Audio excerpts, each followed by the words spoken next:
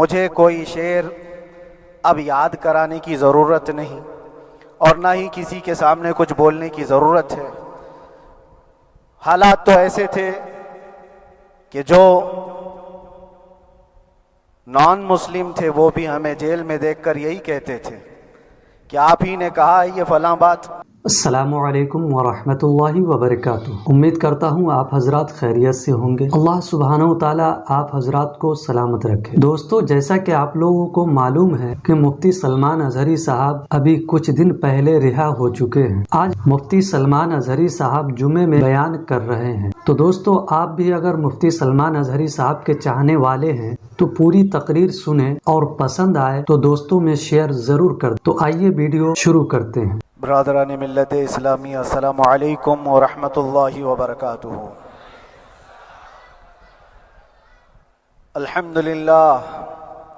الحمدللہ الحنان المنان الذي خلق الانسان وعلمه البيان، والصلاة والسلام على رسوله سيد الانس والجان وعلى آله واصحابه ذوي الخير والإحسان، اما بعد فأعوذ بالله من الشيطان الرجيم، بسم الله الرحمن الرحيم، وقل جاء الحق وزهق الباطل إن الباطل كان زهوقا، صدق الله مولانا العظيم۔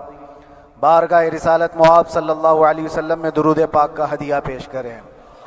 اللہم صلی علی سیدنا و مولانا محمد معدن الجود والکرم وآلہ واصحابہ الکرام وابنہ الکریم وبارک وسلم صلاۃ دائمۃ سرمدا ابدا۔ عزیزان گرامی وقار، میں یہ چاہتا ہوں جہاں پر آ کر ہم رکے تھے وہیں سے ہم پھر آگے بڑھتے ہیں۔ ہم رکے تھے کہاں آ کر؟ کچھ دیر کی خاموشی ہے، اس کے بعد ہم آگے بڑھتے ہیں، اس لیے کہ مجھے کوئی شعر اب یاد کرانے کی ضرورت نہیں اور نہ ہی کسی کے سامنے کچھ بولنے کی ضرورت ہے۔ حالات تو ایسے تھے کہ جو نان مسلم تھے وہ بھی ہمیں جیل میں دیکھ کر یہی کہتے تھے کہ آپ ہی نے کہا یہ فلاں بات۔ ہم نے کہا اللہ تبارک و تعالیٰ نے تم کو بھی یاد کرا دیا۔ میرے عزیزو، ستیزہ کار رہا ہے ازل سے تا امروز، شرار ابو لہبی سے چراغ مصطفی بھی۔ یہ آج کل کے معاملات نہیں، ابتدا سے حق اور باطل کے معرکے ہوتے رہے، لیکن ایک بات میں آپ سب کو بتانا چاہتا ہوں، مظفر کو مقید نہ سمجھ اے سیاد۔ سیدنا مظفر حسین کچھوچھوی رحمۃ اللہ تعالیٰ علیہ جیل گئے تھے، قید میں تھے، تب انہوں نے یہ شعر کہا تھا کہ مظفر کو مقید نہ سمجھ اے سیاد، میری یہ اسیری بھی سنت آبائی ہے، میرے آبا و اجداد کی سنت ہے جس پر میں عمل کر کے آ رہا ہوں، میرے بزرگوں کی یہ سنت تھی۔ بہرحال جن کو جس راستے سے مجھے گزارنا تھا، لوگوں کے دلوں میں یہ ٹھنڈک تھی شاید کہ زبان بند کر کے چند دنوں کے لیے قید کر دیا جائے، مگر میرا عقیدہ یہ تھا کہ اللہ تبارک و تعالیٰ جب تک چاہے کہ کوئی اس کے لیے پابندی نہیں لگا سکتا۔ وَإِن يَمْسَسْكَ اللَّهُ بِضُرٍّ فَلَا كَاشِفَ لَهُ إِلَّا هُوَ، رب تعالیٰ فرماتا ہے اگر اللہ تعالیٰ تمہیں کوئی مصیبت دے تو اس کے علاوہ کوئی ٹال نہیں سکتا۔ وَإِن يَمْسَسْكَ اللَّهُ بِخَيْرٍ فَلَا رَادَّ لِفَضْلِهِ، اور اللہ کسی کو بھلائی دے دے تو پھر اس کو روک بھی کوئی نہیں سکتا۔ مولا تبارک و تعالیٰ اگر کسی کو کوئی مقام عطا کر دے تو ہزاروں کیڑوں کے پھڑپڑانے سے وہ مقام ختم بھی نہیں ہو سکتا۔ اللہ تبارک و تعالیٰ جس کو بڑھانا چاہے اس کے لیے کوئی راستہ رکاوٹ نہیں بن سکتا۔ اس لیے کہ ہم نے تاریخ میں دیکھا ہے پیبند لگے کپڑے پہننے والے، پیروں میں چپل نہیں تھے، جن کے ناخن تک اکھڑ جاتے تھے، لیکن وہ جب چلتے تھے قیصر و کسریٰ بھی کانپتے تھے۔ جن کا ہی یہ نعرہ تھا ٹل نہ سکتے تھے جنگ میں اگر اڑ جاتے تھے، پاؤں شیروں کے بھی میدان سے اکھڑ جاتے تھے، حق سے سرکش ہوا کوئی تو بگڑ جاتے تھے۔ ارے تیغ کیا چیز ہے، ہم توپ سے بھی لڑ جاتے تھے۔ یہ وہ صحابہ کرام اور اسلاف کرام، ان کا یہ معمول تھا۔ بظاہر ان کے پاس کوئی اسباب نہیں تھے، لیکن اللہ کی مدد تھی۔ وہ پانی کی طرح بہتے ہوئے چلے گئے، نہ چٹانوں نے ان کا راستہ روکا، نہ دریاؤں نے ان کا راستہ روکا۔ وہ جس طرف سے جاتے تھے اللہ تعالیٰ ان کے لیے راستے بناتا تھا۔ عزیزان گرامی وقار، کون ہے وہ جو دریائے دجلہ میں اپنے گھوڑے دوڑائے تھے؟ کون ہے وہ جو دریا میں اپنی کشتیاں ڈال کر جلا دیا تھا کہ واپس جانے کا کوئی تصور نہ ہو؟ یہ سب میرے مصطفیٰ کریم کے دیوانوں کی ہی بات تھی۔ اسی لیے آج بھی دنیا گھبراتی ہے تو شانے لوگوں سے نہیں، دیوانوں سے ہی گھبراتی ہے۔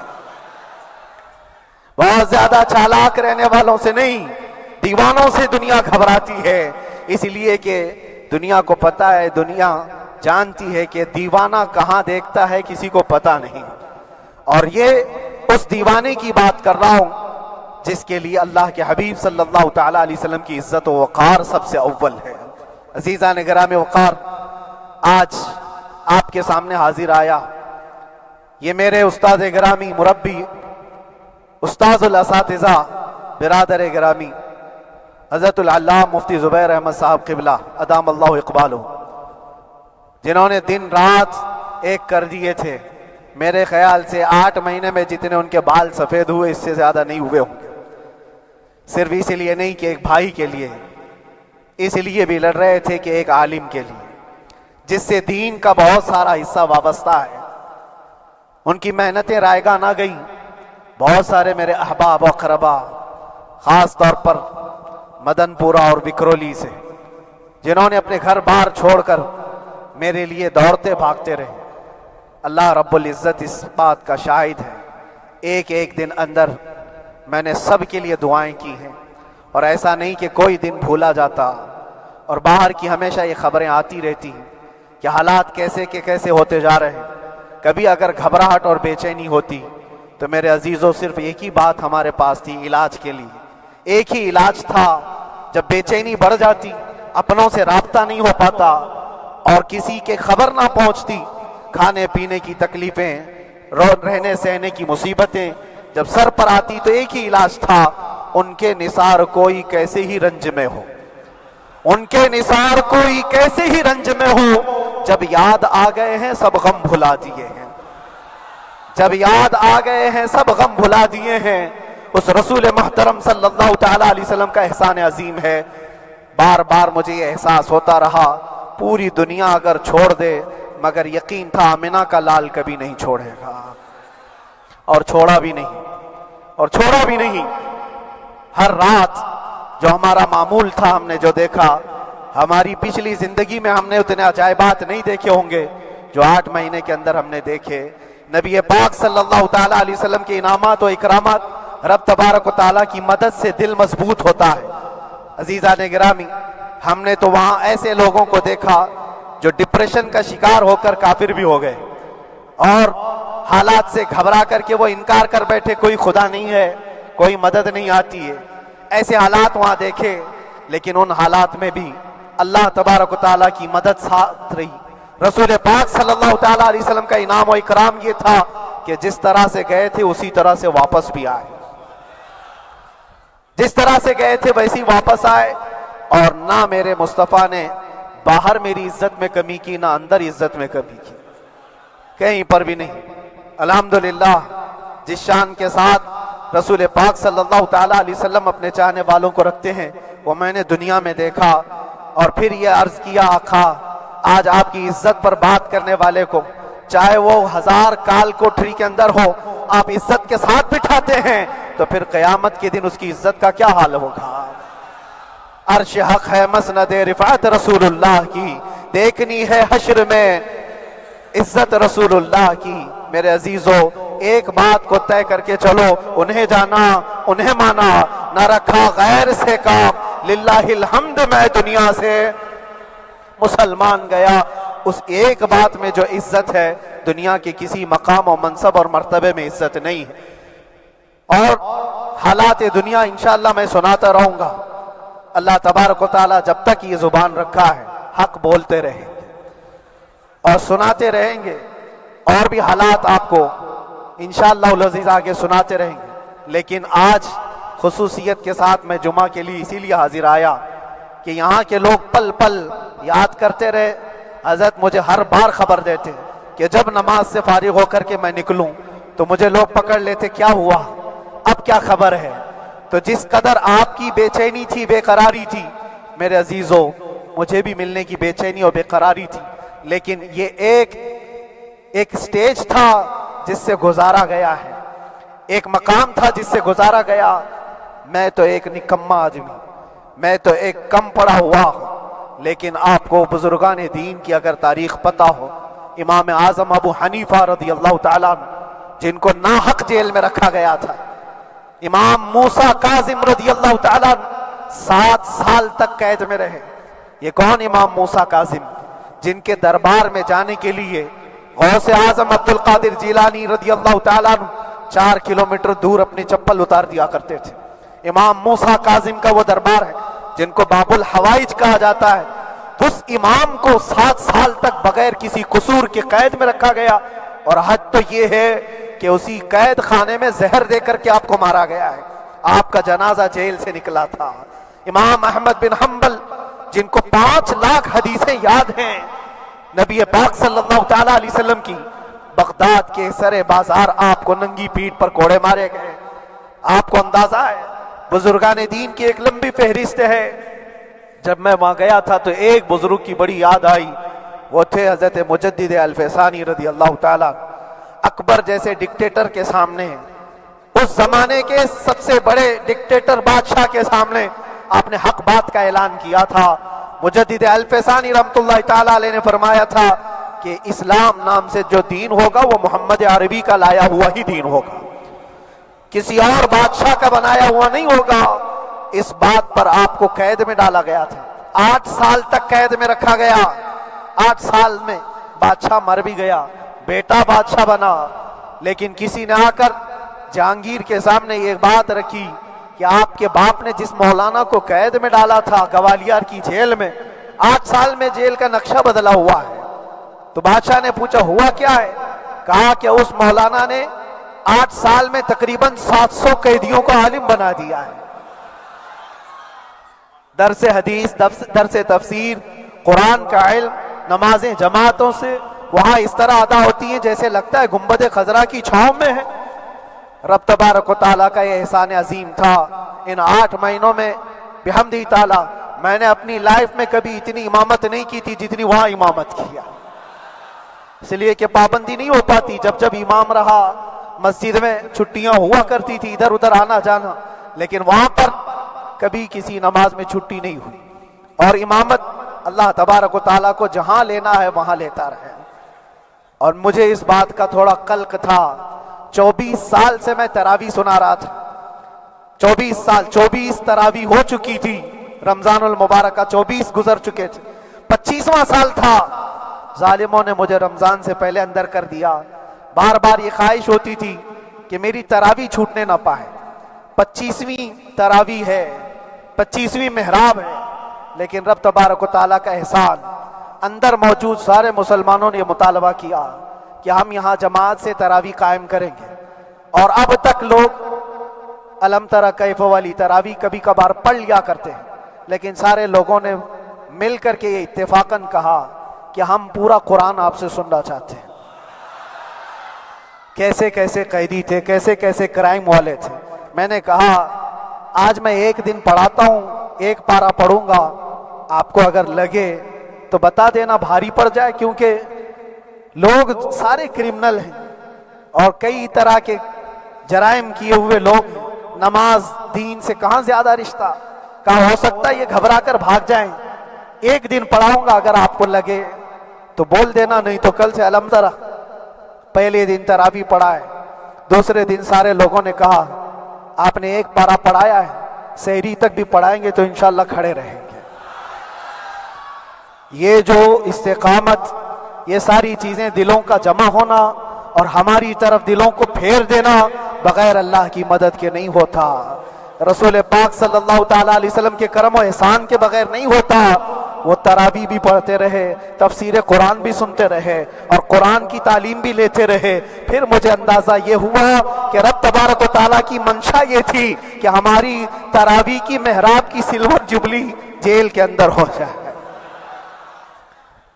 مجھے اس بات کا کوئی قلق نہیں رہا کہ میری کوئی چیز چھوٹ گئی ہے۔ ہاں، عید، بقرعید، محرم، یہ تمام چیزیں لوگوں کی یاد تو رہتی، رشتہ دار، احباب، اقربا کی یاد، لیکن اللہ کی مرضی، میرا رب تبارک و تعالیٰ جو پسند کرے اس میں ہم راضی ہیں۔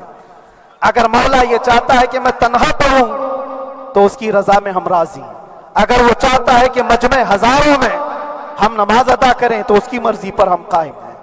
عزیزان گرامی وقار، صبر اور سکون کے ساتھ جو حالات گزرے اس میں سب سے بڑا کردار آپ سب کی دعاؤں کا ہے، سب کی دعاؤں کا۔ مشائخ، سارے پیران اعظام، تمام سلاسل کے اور ہر مسجد کے امام اپنے محراب اور ممبر سے جو دعا کرتے رہے، یہ سارا ذخیرہ میرے لیے اتنا بڑا ہے جس کو میں بیان نہیں کر سکتا۔ ہر ایک کی جانب سے دعائیں، عورتوں، بچوں کی طرف سے منتیں، روزے، نہ جانے کیا کیا کر لیا۔ پھر مجھے اندازہ ہوا کہ صرف اپنے آرام اور اپنے راحت کے لیے پھڑپھڑانے سے کچھ نہیں ہوگا۔ رب تبارک و تعالیٰ یہ چاہتا ہے کہ پوری امت مل کر کے اس فقیر کے لیے دعا کرے، اور اللہ تعالیٰ کو جب تک منظور تھا تمہاری دعائیں ہوتی رہی۔ بعض لوگوں کو یہ خیال بھی آیا، کچھ میرے احبا اقربا رشتہ داروں نے بھی کہا اتنی ساری دعائیں ہوئی، اتنی ساری دعائیں ہوئی، قبول کیوں نہیں ہوتی؟ ایک بات یاد رکھو، پوری دنیا مل کر کھڑے ہو کر دعا کرے، اللہ کی قدرت پر کوئی کام کرنا واجب نہیں ہے، اللہ پر کوئی چیز واجب نہیں ہے۔ اگر وہ اپنے فضل سے عطا کر دے تو اس کا احسان ہے، اس کا احسان ہے۔ اب چاہے وہ سال بھر میں قبول کرے کہ 5 سال میں قبول کرے، ایک بات یاد آتی ہے میرے عزیزو، ہماری قید تو 8 مہینے کی ہوگی، ان بزرگان دین کی قید 8 سال 7 سال۔ امام محمد بن حسن عسکری 20 سال تک قید میں رہے، 20 سال تک اندر سلاخوں کے پیچھے بند رکھا گیا۔ یہ اہل بیت اطہار ہیں، ائمہ اعظام ہیں، ان کی تکلیفیں دیکھ کر پھر ہماری تکلیف چھوٹی لگتی، اور پھر نبی پاک صلی اللہ تعالی علیہ وسلم کی یاد آتی۔ صرف اس بات کا ہمیں فخر تھا کہ تم نے کبھی چوری کے الزام میں تو نہیں گرفتار کیا، کسی گھنانے الزام میں تو نہیں گرفتار کیا۔ ہاں، اگر کسی بات پر گرفتار کیا ہے تو ان سے پوچھو تو اب یہ بولنے میں بھی شرم کرتے ہیں، مولانا کو کیوں گرفتار کیا ہے، مولانا کو کیوں اندر رکھا ہے؟ شرم آتی ہے بولنے میں، کیونکہ انہوں نے کچھ ایسا بولا تھا جس کو بولنے میں شرم آتی۔ کیا بولا تھا میرے عزیزو؟ یہ ایک الگ کہانی ہے، ابھی میں اس پر کچھ گفتگو نہیں کرتا، اس لیے کہ ہر ایک کو یاد ہو چکی ہے، ہر ایک کو یاد ہے، میں اس کہانی کی طرف نہیں جاتا۔ لیکن اتنا مجھے آج اس ملک میں رہتے ہوئے احساس ہے کہ ابھی بھی انصاف ختم نہیں ہوا ہے۔ انصاف پوری طرح ختم ہو جائے تو اللہ کا عذاب آ جائے گا، اللہ کا عذاب آ جائے گا۔ چند لوگ نا انصافی کر سکتے ہیں، لیکن پوری کی پورے روئے زمین پر رہنے والے انسان نا انصافی کرے، ایسا نہیں ہوتا۔ ہمارے حق میں سپریم کی طرف سے جو انصاف آیا ہے، ہمارے دل میں اس قدر جگہ ہے آج، اور اس قدر احساس ہے کہ ہمیں یہ اندازہ آج بھی ہوتا ہے کہ چاہے کچھ بھی ہو جائے لیکن انصاف پوری طرح سے مر نہیں سکتا، انصاف پوری طرح سے مر نہیں سکتا۔ یہ ہمارا ملک عزیز ہندوستان کسی خاص آدمی کے ٹھیکیداری میں نہیں ہے، سبھی کا خون شامل ہے یہاں کی مٹی میں، کسی کے باپ کا ہندوستان تھوڑی ہے، ہمارا بھی ہے، آپ کا بھی ہے، سب کا بھی ہے۔ اور میرے عزیزو، پتہ نہیں، یہ بھی شاید راحت اندوری صاحب کا شعر ہے، اور اس سے پہلے بھی کچھ بولا تھا، وہ بھی ان کا ہی تھا، تو ڈینجر ہی ہوا کرتا ہے۔ اللہ تبارک و تعالیٰ آپ سب پر فضل فرمائے، کرم فرمائے۔ جو چیز خاص طور پر بولنی ہے وہ یہ ہے، ان حالات سے آج جو گھبرائے ہوئے ہیں یہ وہ لوگ ہیں جو عیش پرست ہیں۔ میں کسی کو خاص ٹارگٹ کر کے نہیں کہنا چاہتا، لیکن بہت سارے وہ لوگ جو اثر و رسوخ رکھتے ہیں لیکن وہ آگے آنا نہیں چاہتے، دین اسلام پر حملے ہوں، حضور پاک کی عزت پر حملہ ہو، کسی کو بولنا نہیں ہے، کیونکہ پتہ ہے دیکھو اس مولانا کو کس طرح کی ہے، اسی طرح دوسروں کو بھی کر دیا جائے۔ جو کمفرٹ زون میں بیٹھنے کے عادی ہو گئے وہ اپنا ایریا چھوڑ کر ہٹنا نہیں چاہتے۔ اگر میں کچھ کہوں گا حضور پاک صلی اللہ تعالی علیہ وسلم کی ناموس کے لیے تو میرا عیش خطرے میں آ جائے گا۔ اکثر کی یہی سوچ ہے، میرا تو اپنا دھندا ہے، میرا بزنس ہے، میرے بیوی بچے ہیں، ہو سکتا ہے مولانا کو کسی چیز کی فکر نہیں ہوگی۔ آپ کو میں بتاؤں، آپ کو اندازہ نہیں ہمارے دل میں ہمارے بچوں کی کتنی محبت ہے۔ میرے بھی چھوٹے سے بچے ہیں، جب وہ جیل کی سلاخوں کے سامنے آ کر آنسو بہاتے تھے تو دل پر چھریاں چلتی تھی۔ وہ بچے جو ہمیشہ ہمارے سینے پر سوتے رہے، آج میں ان کو چھو بھی نہیں سکتا۔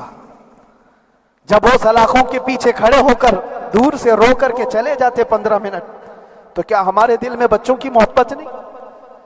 کیا ہمارے گھر بار نہیں، ہماری بہنیں، ہمارے بھائی، ہماری ماں نہیں؟ کتنے تو دن ایسے ہوئے کہ میری ماں کو دورے پڑتے رہے یاد کے لیے، تو کیا وہ ہمارے اوپر کیفیت نہیں آتی کہ ہم خامخواہ یہ مصیبت کیوں مول لی ہے؟ میری بیٹی تو جھگڑا کرتی اس بات کو کہ کیوں آپ اکیلے ہو، بہت سارے لوگ ہیں سب کا خیال کرتے ہوئے، لیکن میرے عزیزو یہ ان کی اپنی محبت ہے، سارا ایک پریوار اور اس سے زیادہ میرے شاگردوں کی ایک دنیا ہے۔ کتنے ایسے ہیں میں جانتا ہوں کہ 8 مہینے تک نرم غذا نہیں کھائی میرے ان بچوں نے، میں جانتا ہوں ان کا صرف یہ خیال تھا کہ اندر پتہ نہیں جیل میں آپ کیا کھا رہے ہوں گے، ہم یہاں نرم غذا نہیں کھائیں گے، گوشت مچھلی نہیں کھائی، حالانکہ یہ کوئی چیز تمہارے اوپر واجب نہیں تھی۔ یہ حالات میں اس لیے بتا رہا ہوں میرے عزیز، کسی کے وہم و گمان میں اگر یہ ہے تو نکال دے کہ میرے آس پاس کچھ نہیں ہے، میں کسی کو چاہتا نہیں، یا میرے ساتھ محبتیں نہیں ہیں۔ کثرت سے محبت کرنے والے لوگ ہیں میرے پاس، میرے ان بھائیوں کی اور میرے بہنوں کی، میرے گھر والوں کی محبت تو ایسی ہے کہ ان کے گھروں کے بچوں کے معاملات بھی بغیر مجھ سے پوچھے نہیں ہوتے۔ اگر 8 مہینے اندر رہا تو کسی کا رشتہ نہیں تو بات چیت بھی نہیں ہے، رشتہ نہیں ہوگا جب تک یہ نہ آئے، سارے کام ڈیپینڈ رہتے تھے۔ مجھے بھی ان تمام چیزوں کا احساس ہے، لیکن یہ سب چیزیں ایک طرف، میرے مصطفیٰ کی عزت اپنی طرف۔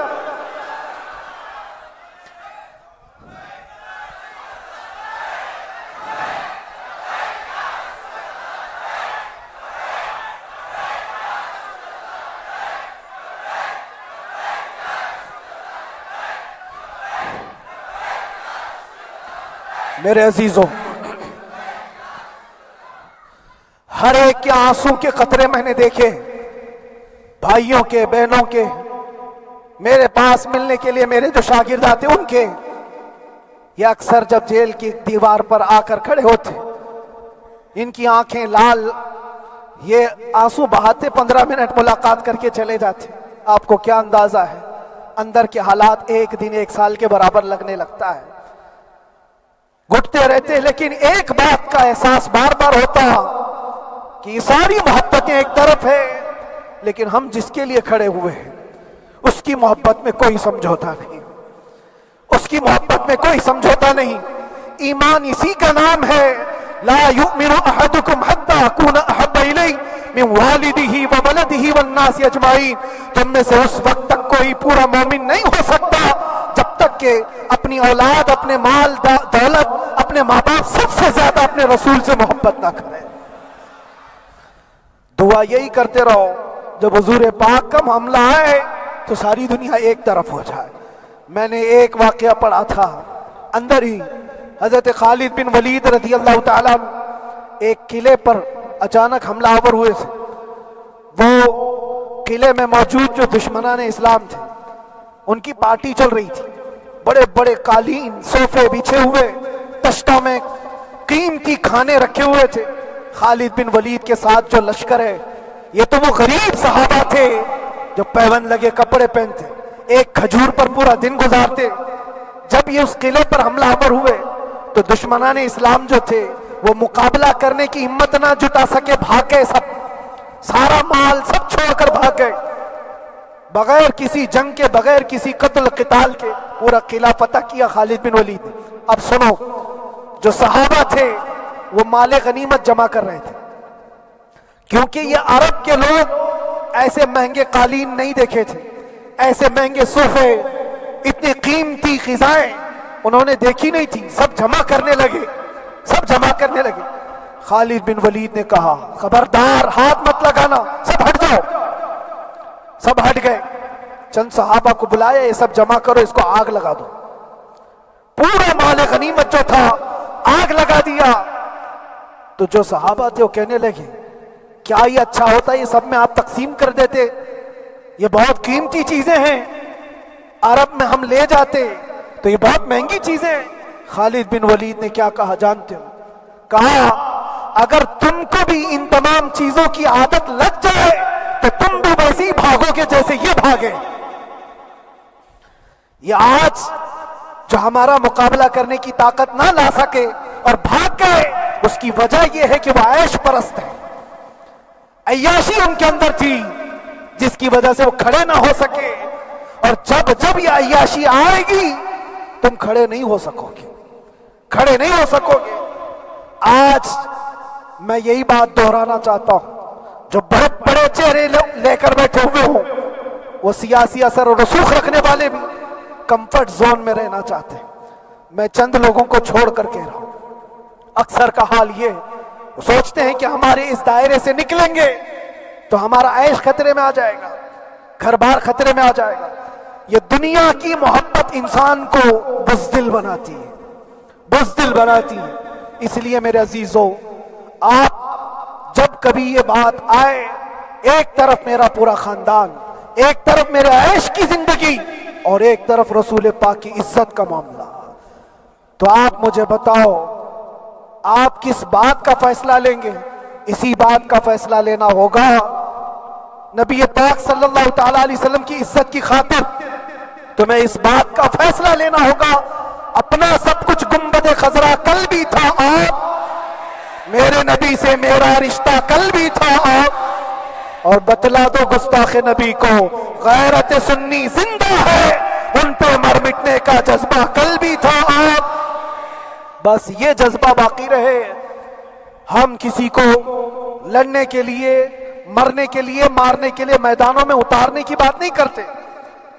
میں اکثر اپنی تقریروں میں کہا کرتا ہوں، یا آپ سے پہلے بھی کیا، اگرچہ میری تقریروں کو ڈائیورٹ کیا جاتا ہے، آج بھی بہت لوگ ہوں گے، بلکہ آج مدن پورہ کا یہ پہلا جمعہ ہے، مجھے اندازہ ہے پورا ہندوستان نہیں، باہر بھی سب کی نظریں اس پار ہیں کہ آنے کے بعد یہ کیا بولتا ہے، آنے کے بعد یہ کیا بولتا ہے۔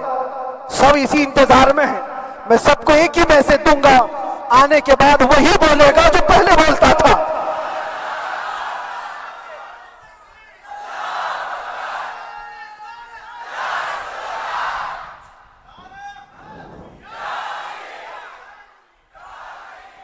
اگر کچھ غلط ہوتا تو ہمارے اس ملک عزیز ہندوستان کی سب سے اعلیٰ عدالت یہ نہیں کہتی کہ ان کے اسپیچ میں کوئی ہیٹ مسئلہ نہیں ہے۔ وہ ہمیں اندازہ ہے میرے عزیزوں، ہاں جہاں غلطی ہوگی ہم بھرے اعلان کے ساتھ کہیں گے کہ ہم سے یہ غلطی ہو گئی، ہم سے یہ خطا ہو گئی، زبان پھسل گئی۔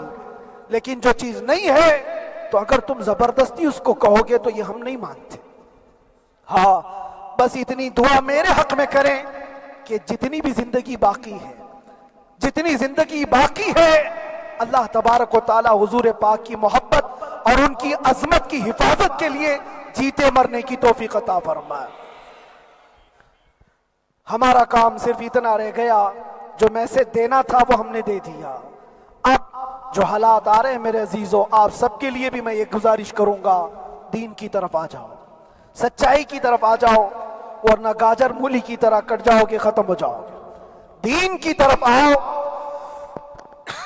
سچائی کی طرف آؤ، اور اسلام نے کہیں پر بھی تمہیں کسی طرح کے آتنک اور دہشت کی تعلیم نہیں دی ہے، کہیں پر کسی ٹیررسٹ کی کوئی بھی تعلقات کی کہیں مجھے کوئی بات بتا دو۔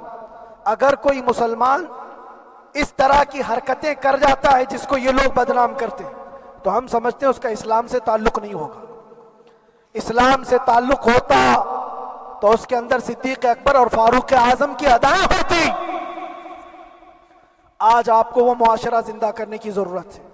میں نوجوانوں سے کہوں گا، بہت دن گزار لیے ٹک ٹاک پر مجرے اور تمہارے اس انٹرنیٹ کی دنیا پر جس طرح تم نے آوارگی کر لی ہے، اب وقت کم بچا ہے۔